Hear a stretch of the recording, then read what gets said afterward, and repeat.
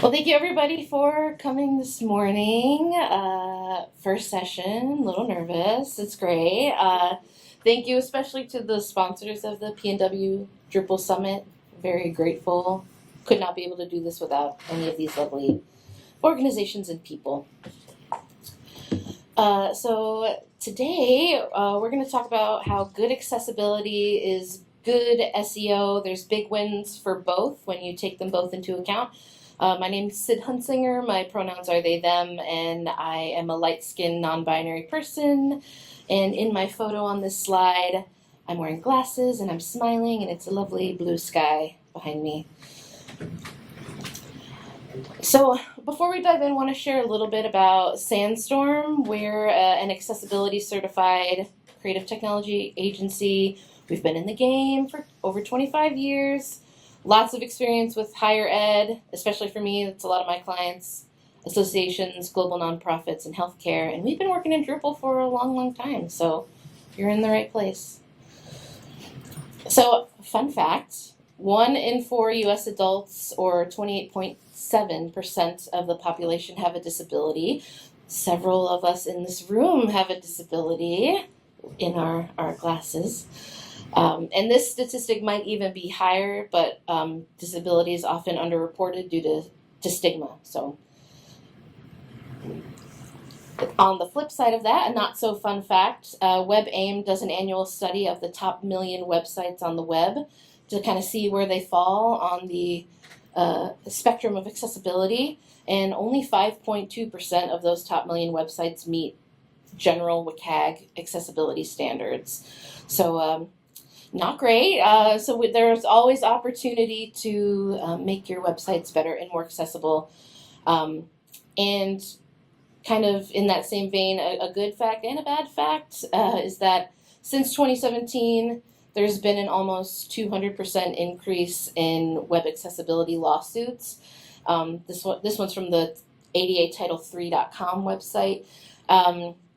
This figure is also just the ones that actually go to court. There are lots more that settle outside of these statistics, but the good news is that, as you can see from this slide, it's a bar chart where it shows that there are lawsuits that go up and up year over year, but in the last couple of years, the number of those lawsuits have gone down. So things are getting better. Always room for improvement, though. So the whole point of this talk, why you and I are here today, is that many common accessibility issues are often resolved in content. So I know there's lots of developers in the room, and I do have some things I'll talk about how Sandstorm does accessibility, make it really easy for our clients to do on the Drupal side. But there's lots that you can share with the content admins that you might work with, where they have an impact too on your site, and so can't let them forget that. One thing I'll say before we dive in about AI and answer engine optimization, a lot of the things that you can do to improve your site for AEO, they kind of go hand in hand with best accessibility practices, like making sure you have appropriate headings, targeting a specific keyword for your page. For AEO, it's often a long tail question keyword, like someone might actually type into ChatGPT or something like that. So lots of the things you're going to hear today will have an impact on AEO, but there's no magic bullet. There's nothing I can say, you press that button, the bots will love you. It's going to take work in your content either way. So these practices should be applicable kind of no matter where you're focusing your strategy right now. The other thing is there are technical things you can do to improve your SEO. That's not really the spirit of this conversation, but not to call her out, Madeline has done some things like schema.org and things like that, where if you have questions about that, happy to talk more about that after this. Yeah, if you want to nerd out on that, we can. Yeah, totally. All right, so 10 takeaways on how good accessibility is good SEO. Almost if they're both machines. Almost as if they're both machines. They're all robots. So number one, maybe the most important, is that the importance of effective writing cannot be overstated. Nowadays, especially in the last, 10 years, you want to format for scannability as much as you can. People are not reading full walls of text. And generally on the web, especially as we've gotten into more of the use of mobile devices, your phone, your tablet, one sentence paragraphs are way easier to read on those devices. Even just like 2 or 3 sentence paragraphs can look real big on those small screens. You also want to start with the end. This is something we're seeing with AEO as well, where once you pose a question, you want to answer it in that first paragraph. You want to put the most important thing that you're writing about in the title, in the first sentence, in the first paragraph of whatever it is that you're writing. You want to use lots of subheads. There's many reasons for this. One is that it does help break up your content, make it easier to scan that page. Screen readers, we'll get into in this a little bit more, but they do read out subheads as people tab through your page. So someone who's browsing with a screen reader, it'll read that heading, they'll know to stop and read that full section. Anywhere you can cut extra words, do it, because you want to make sure the people that are coming to your website are reading the most important words on the page. If there's lots of extra words, they could miss the important ones. So this slide is a really great example of that short, snappy, very specific content. It's a screenshot of a landing page for the Apple Watch. So we've got our nice big catchy headline at the top, some relevant photos that track along the side, and then our scannable subheads. I counted this morning, and I think the longest one on this screenshot is less than 20 words. So keeping it really short, making sure people know as they're reading what the most important things you want them to take away from this page. This is another landing page for the Apple Watch, but this time we've got just the landing page on one side, and then on the other side there are all these lovely colorful little bubbles going down, and this is eye tracking software. So you'll see how we're kind of guiding the eye down the page where they land. At the top, they kind of take in the title, but then they focus on that Apple Watch logo in the middle and then go down to the next subhead. We're basically guiding the eye down the page. So they're taking it all in the way we want them to take it in. As kind of mentioned already, screen readers do render the text on your page either as speech or as Braille. So on this slide, the top image is a Braille display where somebody can use Braille to actually read the content on your site. Or the bottom image is of a screen reader, which kind of mentioned already, as they tap through, the voice of the screen reader will read out what is on the site. So we want to increase readability, which just means how easy is it for somebody to take in the content on your website. Again, formatting for scannability is a good way to do it. And the way to get that scannability is using lots of bullets, numbered lists, tables. Anytime you can show something in bullets or a table, really good to do it because it's... Tables, really? Yeah. So for example, let's say that you have some kind of chart or graph on your page. Screen readers obviously can't read out that image, but you might want to format that chart as a table with your like X and Y axis. Because the usually, at least for Sandstorm, we do have like a responsive table style that content admin can apply, and that's got all the appropriate markup where a screen reader will be able to read the table appropriately, and they'll be able to take in that content.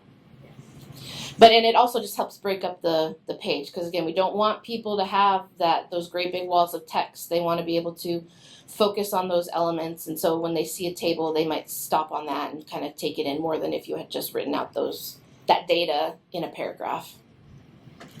And then I've been doing it this whole time, bolding keywords where you can, so you can draw their attention to the most important things within your content. That does help make it more scannable as well. So here's another added layer that makes this really complicated, is that fewer and fewer visitors are arriving on your site through your homepage. So on top of keeping your content real scannable, doing what you can to break up big walls of text, you also want to kind of think about if somebody were to find this page through a query, either just within Google or with an AI tool, if they come into this page, what are they going to have all the context they need? So something else you want to think about is not oversaturating your pages with too much content. We generally recommend that at least subpage, so overview pages kind of are the gateway to other pages. It makes sense that you might have summaries for the children pages on that, but if you've got like blog posts or detail pages, things like that, really focusing the topic on just one thing so the user has all the context of that one thing when they arrive. So the takeaway for this first section is just to keep your content scannable and free of jargon with short, easy to read paragraphs. I'm going to keep cruising because when I made this deck, I blacked out, came back, and I had 77 slides, so we're going to keep going. Number 2 is to utilize clear headings in a logical order. So I don't think I need to explain to many of us here in this room, but a heading is a word or a phrase or a statement that is just a section. It orients the user to a section of content. It's very similar to a title, but generally takes place a little bit further down the page, sectioning things out. And heading tags are the HTML elements that are used to define the heading, so it differentiates it from like a paragraph element, for example. Good way to think about it, there's a lovely screenshot on this slide of A Tale of Two Cities, and there are different headings just within the screenshot where we've got the title of the book, which would be your H1. The H2 would be the chapter of the book, and then maybe your chapters have subsections, thinking all the textbooks we spent way too much money on at school. That would be your subsections, your H3s, and then so on and so on. We typically go down to about maybe an H6 is where we cut things off. So you want to make sure that you're keeping the appropriate heading structure. You don't want to skip from one to the next. Or you don't want to skip over one. So your H1, generally, your content admins shouldn't have to worry about it. In Drupal, the title field, I feel, is often the H1. Sometimes you might have a situation where you want your H1 and the node title to be distinct. I can think like, home pages. You might want the back-end title to be homepage, but the front-end title should probably be something more user-friendly and a good front door to your site. That might be a situation where you have separate fields, but usually it's just going to be the H1. Content admin should not have to worry about marking that up. It should just be the H1 by default. And we usually lock that down. Yeah, and lock it the helps. H1 down because they're the only one on the page, and you don't want somebody to make a boo-boo. Yes, exactly. But then they have all the control for everything underneath the H2s down to your H6, and you don't want to skip from an H1 to an H3 because the screen readers are reading those out, and if it skips a level, that just becomes very confusing for the user. So good headings provide a scannable roadmap of the content for all users, not just screen readers, for everybody. Accurate metadata benefits everyone. I feel like this is maybe one of the biggest questions I get about SEO is, what should I make my title, my meta description, all these things. So metadata is just data that describes other data. My favorite example is if you've got an image file on your computer, you right-click Get Info, all those details, the file size, the image dimensions, all those things are the metadata for that image. So metadata on your site is just describing the content that lives there. So I did a cheeky little Google search for Sandstorm design capabilities to see what might come up. And so this screenshot shows kind of where all those specific metadata elements would show in a search on Google. So your page address, the page title, and the meta description. Those are generally the three that content admins should worry most about. So these are my fast and furious best practices as far as metadata goes. We want to keep the title under 60 characters where you can. No, it's getting harder as we do like full-length questions, especially in the era of AI. But where you can, keep that real short and snappy. Often includes your primary key phrase, and that just might be the whole question in itself. Definitely getting more into long tail keywords these days. The meta description, generally around 300 characters, is the recommendation, and that should also include the primary key phrase, but don't stuff it in there if it doesn't feel natural. You want to try to make that read as well as it can. The H1 and the H1 and the title are often the same. We'll usually include your primary keyword.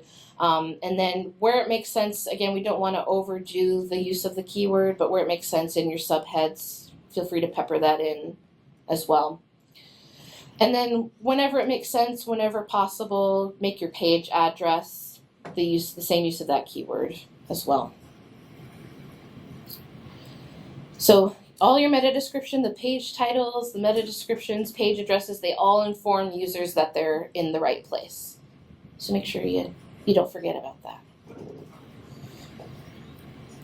So alt text isn't just important, it is a necessity.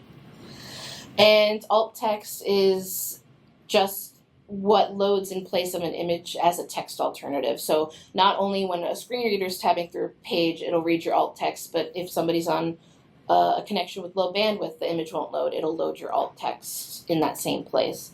So there are three primary kinds. There's standard alt text, which is usually less than 250 characters, and it conveys the purpose of an image. So if you've got your magnifying glass in the header of your site, we might not designate that as a magnifying glass, but as search instead. Short description's a little bit longer.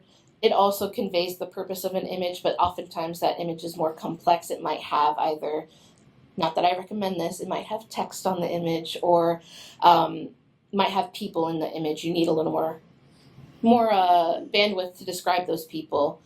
That's where you can use a short description. And then a long description can be as long as you need. This is the HTML alternative for something like an infographic. But you would also need alt text in addition to that long description. And I'll get a little bit more into our solution for that in a few slides. So hang tight. So this is a former hero image from the Sandstorm website. There's also a snippet of the code, and this particular alt text says, "Group of 8 smiling children from the Samburu tribe in Kenya sitting on a tree trunk wearing colorful clothing." And this was for a case study for our client UNICEF USA, and on the website there's also a title for this content, and the UNICEF logo is nearby. So kind of all of those things in concert are telling the user why this image matters in that context.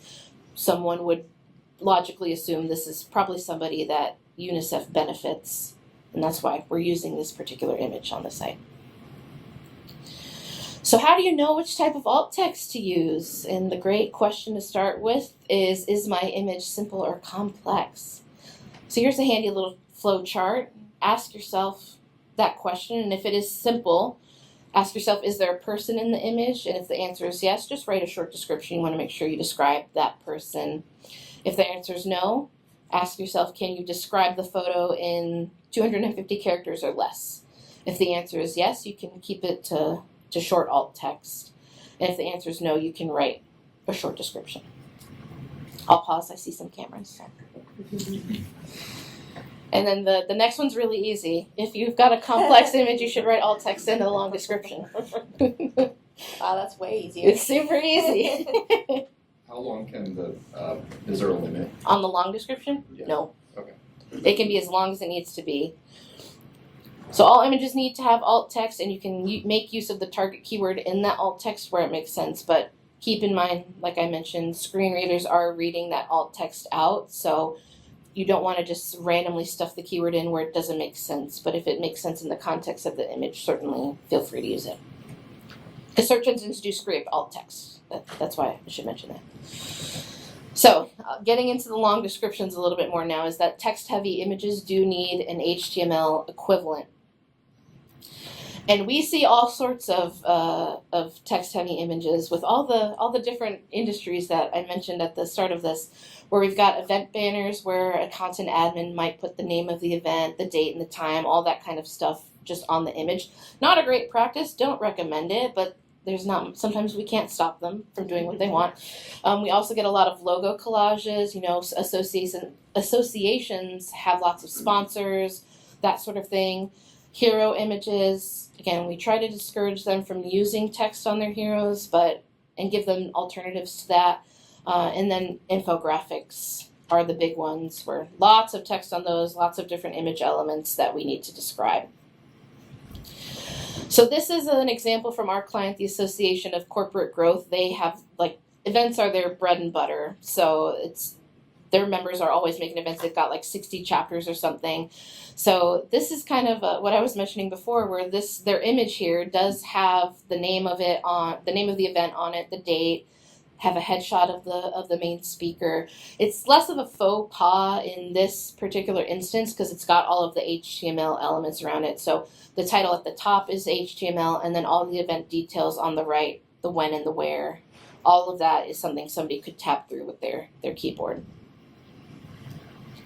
Logo collages, again, this is for the Association of Corporate Growth, where they're able to upload individual logos. They can add alt text for each logos, and they're able to link to the sponsor websites for each logo. So they're actually able to create the groups of these logos and separate them themselves. They have full control over that. Totally an accessible solution for them. So for the alt text for those, would you just do the name of the company? Would you do the name of the company's logo and then the logo? Yeah, the second one for sure. So the question was, what would the alt text be for a logo? The company name and then the word logo after. So Forvis logo or GF Data logo would totally suffice. For hero banners, this is our client, the University of Chicago Crown Family School of Social Work, Policy and Practice. They actually have a really nice flexible solution now where they can upload more than one image, and it's not a rotator, but if you refresh the page, the image will change. So they can add alt text for each individual image that they have, but then the text that lives on top, this advancing a more just and humane society, is live text. You could highlight it, copy paste, the screen reader would be able to read it out just fine, and that button, they can control that too. So it's a really nice solution. They can kind of update that as they need. Infographics. They are a prime opportunity to make use of a long description. The example on this slide is from Nike, which not our client, but this is a pretty great example of a very, very complicated infographic with lots of data and figures and so on. But this infographic is our client. So this is from Now Foods. They do a lot of wellness. This one is about why magnesium is good for your health and well-being. So one of the screenshots on this slide shows just the media entity on the back end where they have their alt text field. So it's a colorful infographic. Why take magnesium? I might add that they have a long description in there as well. I'm not in control of that though. But there is an additional drop-down field underneath that alt text field that they are able to select what kind of text they're going to use. So they can choose just regular alt text. I think the only other example is they have long description, but it's visible, so it would show as a caption underneath their infographic. But in this particular case, they just have it where it would just only read out for the screen reader. And then on that same media node, there's an additional WYSIWYG field that just allows them to do full markup of what that text would be for that long description. So they can add headings, they could add tables if they had complicated charts. I don't think this particular infographic has that, but I know they do have some. So they can mark them up with charts and all that kind of stuff. So totally full HTML equivalent, and somebody asked how long should it be, needs to be as long as it is to encapsulate all the information on that infographic so everybody is getting the same information. Cool example. Yeah. So is that a separate block entirely from the image tag or whatever? Or is it embedded in the alt text attribute of that? That's a good question. We have I haven't dug into the module, but Sandstorm made a custom module to essentially add the long description and the short description to the entity, the media entity fields. So we just not we, somebody else on our team a long time ago. Basically, for every project we have, that's kind of one of the first things we do is add those 2 fields. Okay. It also has the option to do decorative only. Oh, yes, that's right.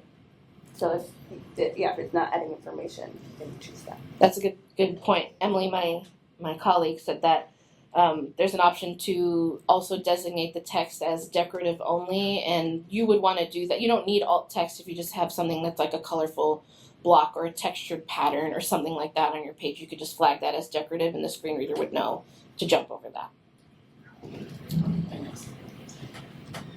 So you want to leverage HTML content whenever you can, as it is accessible and easier for search engines to index. So didn't get into that when I was just talking, but like I did mention that bots will scrape all that good alt text content, so making sure they have that when they encounter your infographics.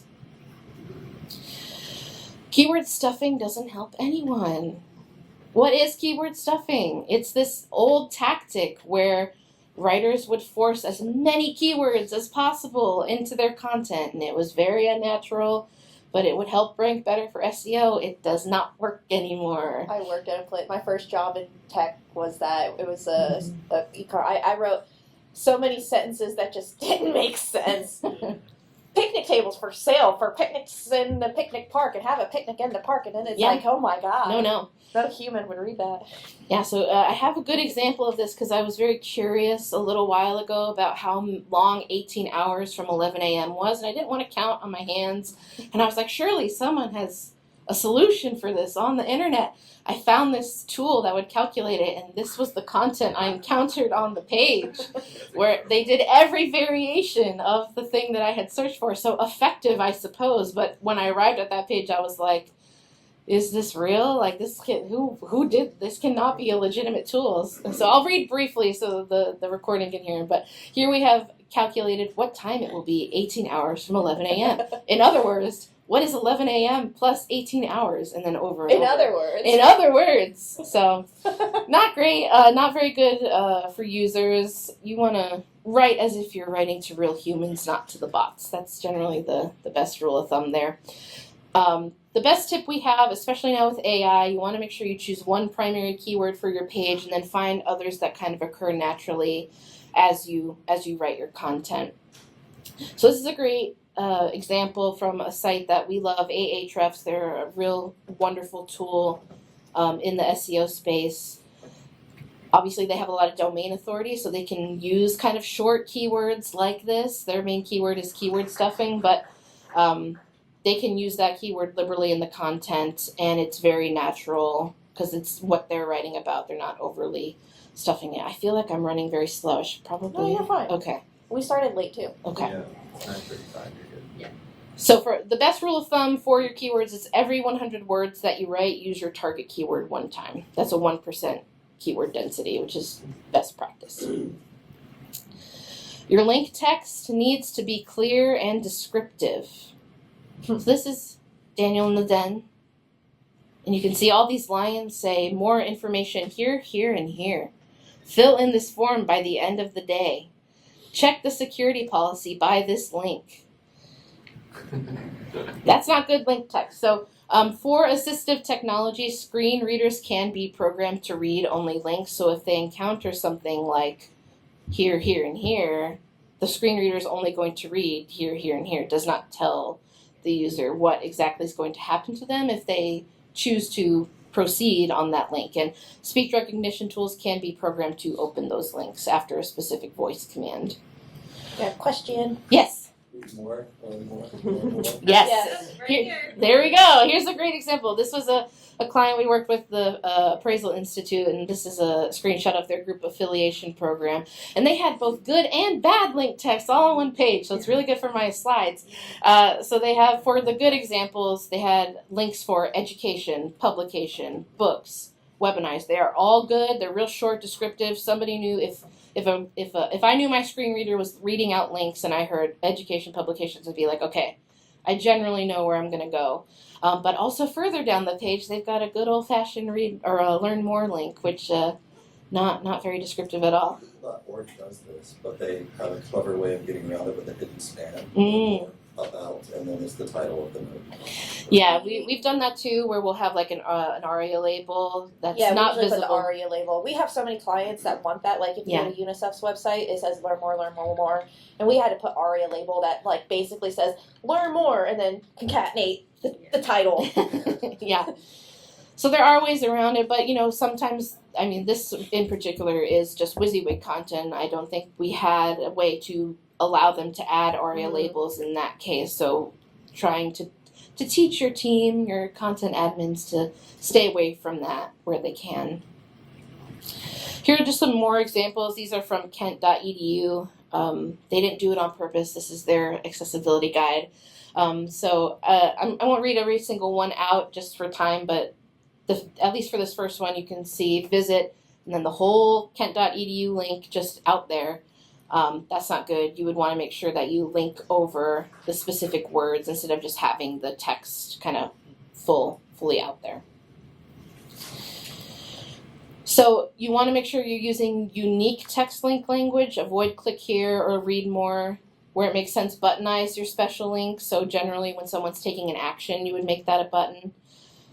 Group links together. So we saw on the Appraisal Institute screenshot, all those education materials were kind of grouped together. That made sense. And then any kind of download link that you have, you want to make sure you inform the user about what kind of file they're downloading and what the size is, because some people might not be on a great connection. They don't want to trigger that download if it's a really big file. So if you take one thing away from that section, make sure your links don't just say read more or click here, or if you do, make sure you've got ARIA labels and all that stuff. Links need predictable behavior. So mentioned just a moment ago, buttons, that generally means taking an action. External links should have some sort of indicator so a user knows that they're going to bounce off of your site and go somewhere else. Files need to be identified so that, and especially if an automatic download is going to begin, make sure that they know that. And then cross-link between pages of your website. That's really good for SEO, so encourage you to do that wherever you can. Just a few examples. This top left screenshot is from our client CTPF. They've got an external link on their webinar, and it's got a little icon with an arrow that shows they're opening a new or going off the site. The bottom right one is from, again, our favorite ACG. There's a little link to download the deck, and it's got an icon that shows it's a file. Would maybe recommend adding the file size, but the icon is a good indicator. And then the right screenshot is our client Now Foods, where there's a button to add to cart, and I think people are arriving. Hello. And that would take them into action. You're good. Okay. I feel so. I heard applause. I was. No, I think they just got done early. Okay. That's the next one. Okay. Yeah. Great. It's our fault. We're too engaged. No. That I'm so flattered. Thank you. So when guiding a user to a new page, you want to make sure one of the following things apply. So you're using links intentionally. You're gonna let them access the next level down the page. So if they're like in a particular section, making sure they go to the next child or whatever the next logical step in the journey might be. So I guess that kind of goes hand in hand with the second bullet. And then if there are any tools that they would need to execute anything you just described on your page, like if they need to go fill out a form or something, take them there. And then find ways to contact, purchase, or share on your social networks, on their social networks. One thing that I feel like doesn't get brought up or gets forgotten, but it's very important for SEO, is to make sure when you're removing old content, ensure that you have a redirect strategy in place. I feel like, Emily, you feel very strongly about this in particular. Just because if you don't redirect those old links, all that traffic that was visiting those links from search engines, they have nowhere to go. You're just going to lose all that great SEO juice that I like to say from those links. So takeaway for this section is to clearly label buttons and links as PDFs, external links, automatic downloads, and so on. So they all have very predictable behavior. Colors need to have appropriate contrast ratios. So why is it important? Some users have trouble discerning color, especially if they're very close in like tone values or hue. I'm not a designer, I don't know the right, but if it's a light color on a light background, like it's really hard to discern those. So it makes it really easy for users to consume your content. There's a really great free tool on the WebAIM website that will check your contrast for you. You can input a foreground color and a background color, and it'll output what the ratio is for WCAG AA and AAA. And I think 4.5 is for body text and 3 is for headers. So, but it'll tell you what passes and fails right there on the site. So I love this tool. I tell everybody to use it. So go use that tool. So one thing is most colors will be set by the styles of the site. So, developers, you are able to kind of control that and lock that down. But content admins still have a lot of control when it comes to images and charts and things they might create to embed on pages. So they still have a lot of impact.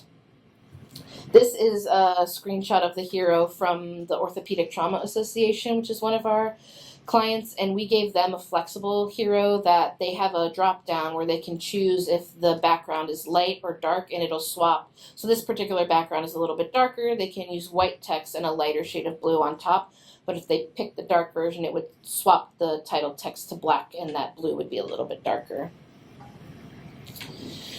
For graphs, accessibility goes beyond color. So these are just some example charts where there's a bar chart that has kind of similar tone values, even though they're red, green, and blue. But if you make that grayscale, all of the colors look the same. They're the same kind of value. And the same goes even if it was a line chart. If I were to make that line chart grayscale, all those colors would look the same. Whereas the accessible versions have different tone values. So one's like a dark blue, one's a medium tone blue, one's a light blue. And if I make that grayscale, they look like different shades of gray, so it's easier to discern. Might also recommend 4 bar charts similar to the line chart on this slide, where they all have different textures. So one's a dotted line, one's a dashed line, one's a solid line. You can add those kinds of textures to a bar chart as well, which gives more information than just color alone. So make sure that your colors are easily legible for all users. And last but not least, maybe the most important thing that I could impart on you today is that regular review and maintenance is crucial. Your SEO and your accessibility are all ongoing work. It's not a one-time project that you're going to just check off a list and be, cool, I did it, I'm done. You want to make sure that you're continuously developing new content for your website. Where it makes sense, prune old content, archive things, redirect those links, update your content, optimize, and regularly scan and audit your website for accessibility issues, because content admins might add things and they add an empty header by mistake, and those scans can really help you catch those little things after you get yourself in a good spot. So for SEO, we really recommend monitoring metrics like landing pages, exit pages, keywords. So you might do keyword research maybe once a year.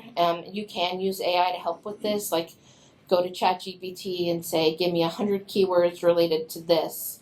You might get like 80 stinkers, but if you might find 20 that are pretty good and you might not have thought of before.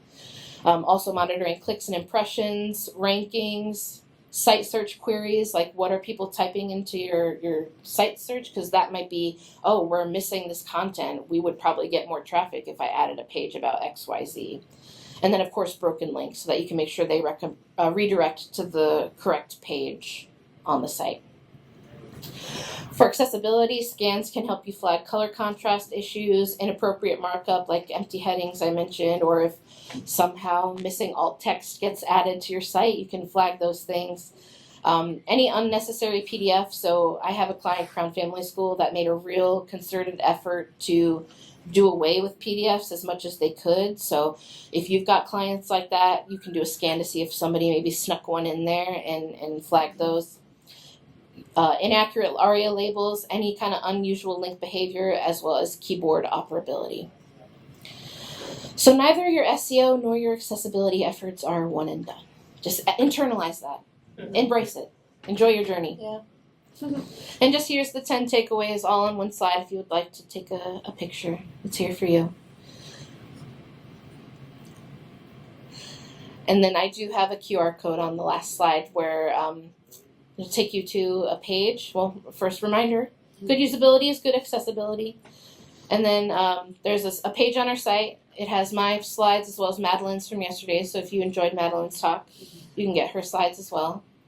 And a cool picture of us. Yeah, together. good. Yeah, good picture of us. And connect with me on LinkedIn if you so desire. That's it. That's all I got. Yeah. Yeah, awesome. I don't know where this is. Okay, we got a little Just on time. time. So if there's any questions, happy to hang out and chat accessibility for a little bit. Okay, I can go back to this slide. Yes. I had a question about the icons that you were using to show whether it was an external link or Mhm. download. So I'm assuming that you would need an alt for each of those. Mhm. Does that become unusable? So I work in county government where everything's driven by thousands of PDFs. Would a user hear like download, and does it become unusable after a certain point? That's a good question. So this particular question is about like, having lots of links that have those kind of icon indicators all in a row. I think it depends on, especially in your case, you're talking about government where you have lots of different PDFs. I think there are ways to handle PDFs in your case that make a little bit more sense. So, for example, I work with CTPF. They're the Chicago Teacher Pensions Fund.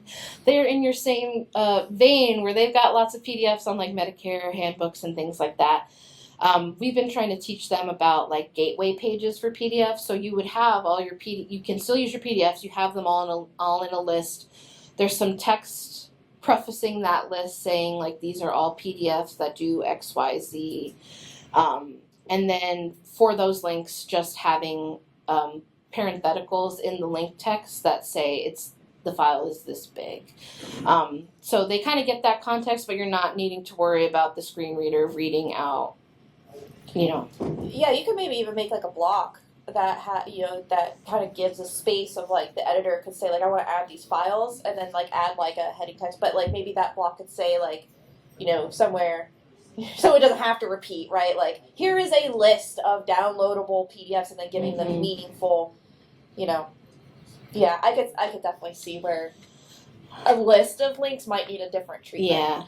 But for sure, at least containing the file size in the link text should be enough for them to know what's going to happen if they interact with that link. All right, thank you. Yes. So we started to look at accessibility a bit more, and something that I've seen, but I don't know what's good examples of, are comments where it says accessible for one is inaccessible for another. Mm-hmm. And what are common issues that you've seen where you make something accessible for one group, maybe for a certain kind of screen reader, but it makes it more difficult for another? And then how do you tend to tackle those issues? Yeah, that's a good question. I don't know that I have a great answer I off think the that top of my example was just the example Yeah. there. That's perfect, and I think part of it is just testing. Mm-hmm. It's like you do a dev feature, and I know this is for content owners, but you do a dev feature and you get in there and you tab it and you listen to it, and then you're right. Like if there is something where it's like download, Yeah. I could see where visually to somebody with like maybe ADHD, those little icons are like super helpful for scannability. But yeah, like for a screen reader, Yeah. I just think being mindful of that. I know it's not an option for everyone also, but if you can or your team can do a usability study with the kinds of users who are using your site. If you know like a lot of the users interacting with your site do have XYZ disabilities, try to recruit those people and let them be the ones to test your site because they can kind of give you that feedback that you're looking for. Yes. Our university has an accessibility team that someone's in charge of. One of the points they've made to us is that you're not allowed to aim at accommodating a specific department or prioritize one because doing so will open us up to lawsuits. So you can't say, well, we happen to know we don't have any blind people here, so Yeah. to the deaf people, we're not that we're not going to do it for the blind, but we're going to prioritize. Yeah. And as soon as you say that you're going to prioritize it, as soon as they make that business decision, you're open for a lawsuit. That's great. That's a really good point. That's something. It's not just what's your population. Anything else? Doomsday button. Yeah, okay, I'm hitting the doomsday button again. Doomsday's over.